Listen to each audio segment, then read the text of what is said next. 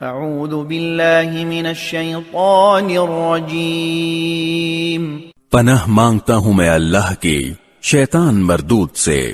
اولم یر الانسان انا خلقناه من نطفة فاذا هو خصیم مبین۔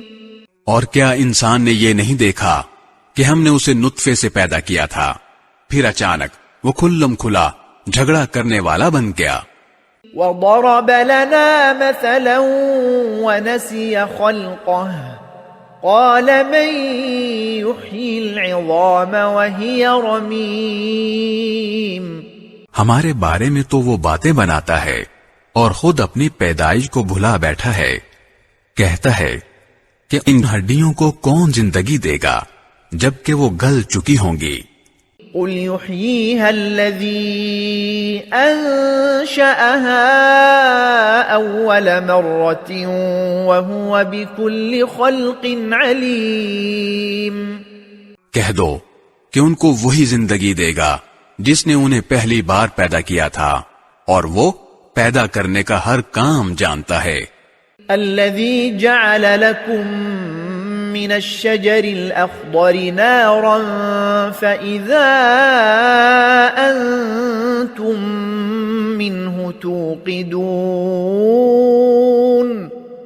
وہی ہے جس نے تمہارے لیے سرسبز درخت سے آگ پیدا کر دی ہے، پھر تم ذرا سی دیر میں اس سے سلگانے کا کام لے لیتے ہو۔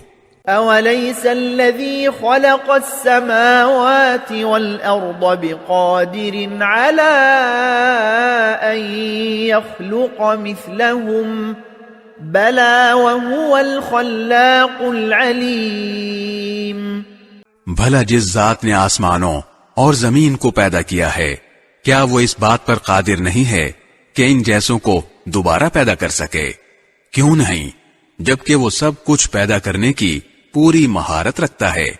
انما امره اذا اراد شيئا ان يقول له كن فيكون۔